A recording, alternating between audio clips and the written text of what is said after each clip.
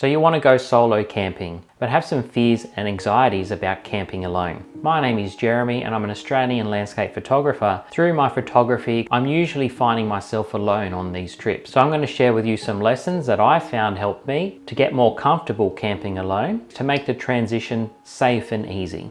Why do we want to go camping on your own?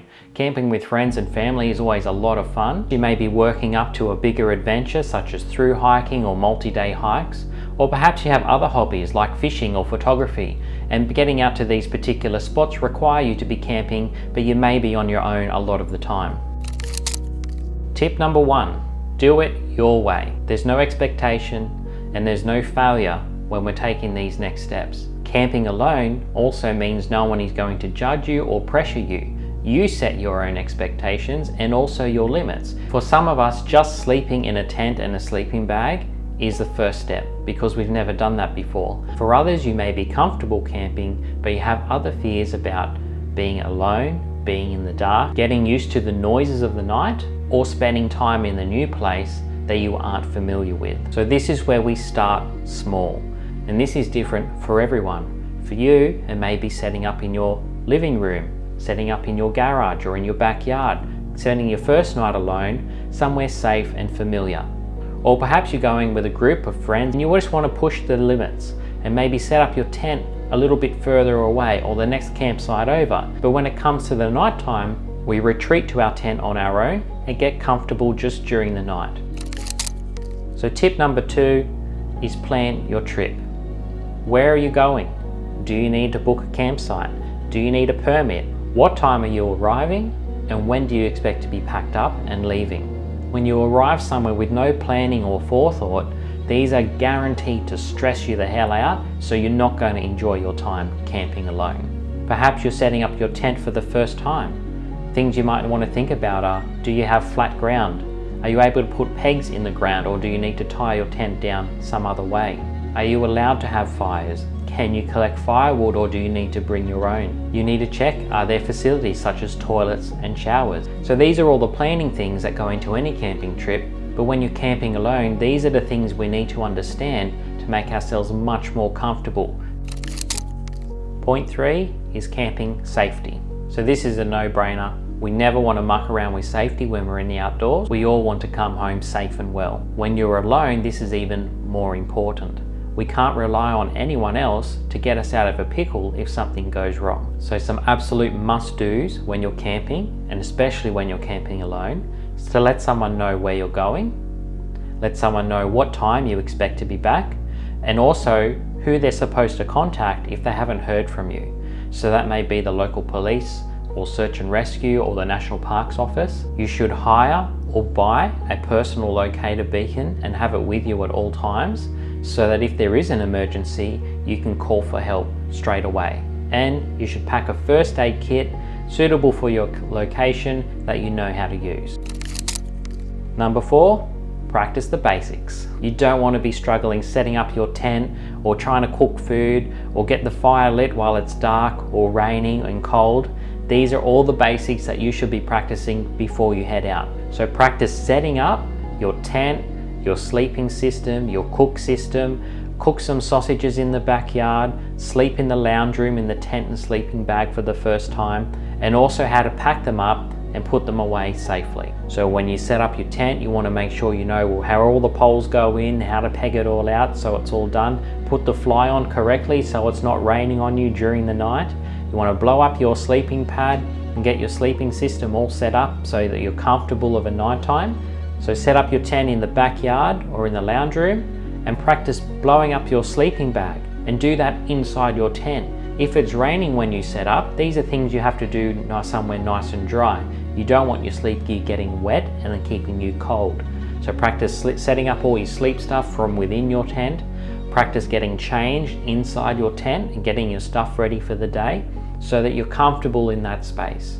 Now when you practice these things, you may realize that your tent is quite small. So it might be an idea, if you're car camping, you can always pack an extra tarp to set up a change or a dry area outside so you can get things ready and stay out of the elements. So when we talk practice the basics, we're also talking about cooking and food. So if you normally cook in a fry pan at home, you'll probably be comfortable using something like a gas stove, but you may not have cooked on a fire before. So set up a campfire in the backyard and practice cooking breakfast or dinner. Try some basic camping meals at home, like bacon and eggs, or perhaps a stir fry, or boil some water and have a dehydrated meal so you're comfortable doing all of this stuff when you're at camp. Number 5 is be comfortable. Pack extra food, pack extra water, pack extra clothes, pack extra everything when you're first starting out camping on your own. When you first start solo camping away from home, you may be setting up really close to your vehicle, so you can have all of this extra gear very nearby and easy to access without having to pack it all in on a walk-in campsite. Taking too much stuff is also one of the easiest ways to learn what you need to take with you next time and what you can leave behind without having to be uncomfortable and learning a lesson the hard way.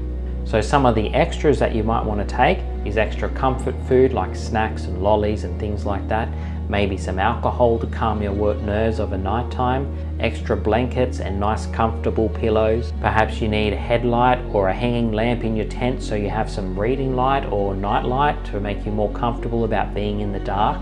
Outside of the tent and sleeping, you might want a nice comfy chair for relaxing around the campsite. Pack a table so you have somewhere flat and clean to prepare all of your food and do any activities. You also may need warmer than usual clothes and sleepwear such as beanies and socks. Also related to comfort is to make sure you have a good big meal before bed so you're warm and comfortable when you go to sleep. There's no right or wrong way when we're learning to camp on our own. We want to make sure we have all of the comforts so that we can focus on the experience without missing out. Before we get on to the next tip, share in the comments below what's your top camping tip for when you're camping on your own for the first time. And if this video is helpful, make sure you like and subscribe. Let's keep going. Number 6 is fill the gaps. We want to use excess gear to fill in any skill gaps we have when we're camping. You don't want to have to fall back on outdoor skills that you don't have or you aren't confident in order to be safe and comfortable. Trying to start a fire with a ferro rod in the rain really sucks, especially when you're relying on that for your next meal. Either take a stove as a backup or camp somewhere which has cooking facilities. You really want to know that you have everything you need before you need it, instead of relying on skills that you haven't practiced and then having a miserable time. So have a think about other skill gaps that you may have and what gear you can use to fill those in to make your first solo camping trip a little bit easier. Number 7, plan your days. Keeping a schedule for the day is really helpful so that you can make sure that you're prepared and you don't run out of time or get overwhelmed with everything that you need to do. But you also want to be planning to do most of your activities during daylight hours, because during dawn and dusk, that's when you're prepping and packing up and cleaning. You want to be relaxing during the night so you can have comfortable night's sleep and enjoy your time. So use all that time to your advantage. Make sure you have a routine, and then you get to enjoy the downtime and relax. Bumps in the night. So being comfortable camping alone at nighttime can be probably one of the hardest things to do. The first few nights, you're not going to sleep very well. You're going to have heaps of weird sounds and noises and rustling. Animals and sounds sound much bigger and scarier when you're alone in a tent at night. So here are some tips for being more comfortable about those bumps in the night. Right from the start, we don't want to have food in your tent. So I know food is a comfort, and if we're feeling uneasy, we might want to snack on some things. We never want to do that in our tent. Food and crumbs and smells will encourage rodents and other animals to come scratching around in the night, and you don't want to wake up with a hole in your tent or a rat running around your sleeping bag. So we want to keep food outside the tent all the time. Make sure you have a food area away from the tent so that when you do hear those noises and animals scurrying around, we know they're not going to come looking for more because all of our food is kept outside. You may want to keep a pee bottle in your tent. If you're worried about getting up of a nighttime and walking out into the dark surrounded by all these animals and noises that you don't understand, maybe having a pee bottle in the tent is not such a bad idea. The alternative is just put your headlight on and poke your head out and look around, make sure it's safe and no drop bears are going to get you.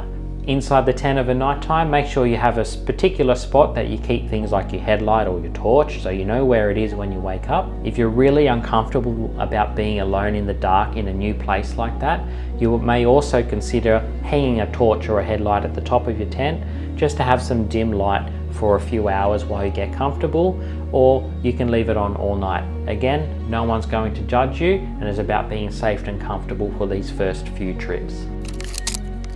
Number 9 is entertainment. Solo camping is a great time for self-reflection and appreciating the smaller things. But when you aren't used to spending time on your own like that, especially for an extended period of time, over like 24 or 48 hours, it can take some getting used to. And if you're by yourself and you're not having fun, this is when things like boredom, self-doubt, and worry start kicking in and ruining the time you're having camping on your own. So it's a good idea to pack some entertainment for during those quiet times to keep you occupied. Things like taking a pack of cards and playing some solo card games. Maybe you want to take a book to read that you've been meaning to read for ages. Or you want to download some podcasts and listen to podcasts. Other cool things you can do is actually go for a hike. Perhaps you want to take some binoculars and go bird or animal watching. Basic things like skipping stones on the river or the lake is a great fun. Whittling sticks, watching the clouds or counting the stars, they're all fantastic activities, especially when you're by yourself. Number 10 is really important, and this is you don't have to stay.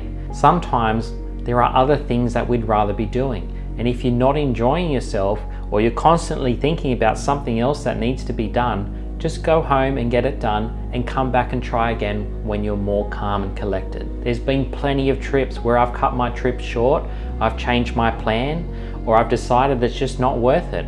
No one's pressuring or judging you. This is all about enjoying your experience, and if you aren't enjoying it, pack up early, no pressure, and try again next time. So if you've got some more tips to share, please post them in the comments below, or let me know if I've missed something, and I'll see you in the next video.